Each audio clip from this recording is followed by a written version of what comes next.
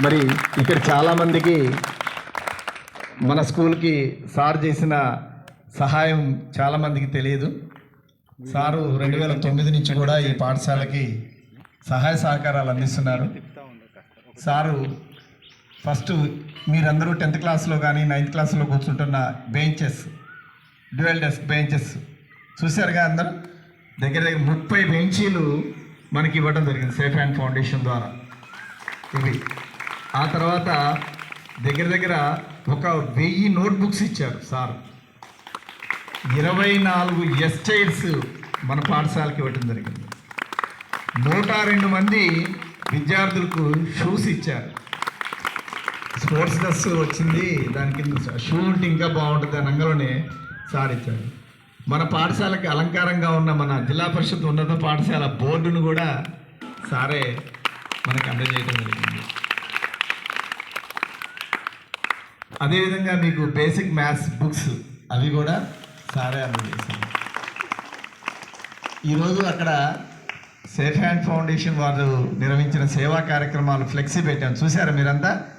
అవన్నీ కూడా దగ్గర ఇందాక ఎంఎస్ఆర్ సార్ చెప్పినట్టు 7 లక్షల రూపాయలని ఈ పాఠశాలకు వెచ్చించారన్నమాట. చూడండి ఎంతో అన్నమాట. ఎంత సంపాదించినా కూడా మీ ఇలాంటి పిల్లలకి, ప్రభుత్వ పాఠశాలలో పిల్లలకి సహాయం చేయాలి అనే సేవా గుణానికి సేఫ్ హ్యాండ్ ఫౌండేషన్ వారికి మన పాఠశాల నుంచి మీ అందరి తరపున ప్రత్యేకమైన కృతజ్ఞతలు తెలియజేసుకుంటున్నాను సార్. మారుమూల ప్రాంతాల్లో ఉన్నా కూడా మా యొక్క ఈ పాఠశాల గురించి ఇన్ని సహాయ సహకారాలు అందిస్తున్న మీకు భవిష్యత్తులో ఇంకా ఎన్నో మంచి కార్యక్రమాలు మీ సేఫ్ హ్యాండ్స్ ద్వారా చేయాలని మనస్ఫూర్తిగా కోరుకుంటున్నాను. విద్యార్థులారా, ఇన్ని సదుపాయాలు అందిస్తున్నారు. మన బాధ్యత మీ అందరికీ తెలుసు. ఏంటి మన బాధ్యత? ఏముంది మన బాధ్యత? బాగా కష్టపడి చదువుకోవాలి, ఉన్నతమైన స్థానాల్లో మీరుండాలి. మీరు కూడా ఒక 10 మందికి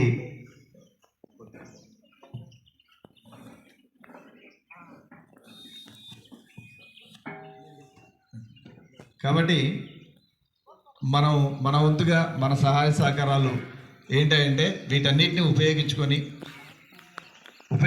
మీరు బాగా ఉన్నతమైన చదువులు చదివి మీరు కూడా ఉన్నత స్థానాల్లో ఉండి 10 మందికి సహాయ సహకారాలు అందించాలని మనస్ఫూర్తిగా కోరుకుంటున్నాను. అదేవిధంగా ఇప్పుడు గతంలో ఫ్యాన్స్ కూడా ఇచ్చారు. సీలింగ్ ఫ్యాన్లు కూడా దగ్గర 12 సీలింగ్ ఫ్యాన్లు కూడా ఇచ్చారు సార్. అర్థమవుతుందా? అందరూ అటే చూస్తున్నారు. చూడండి, వింటున్నారా?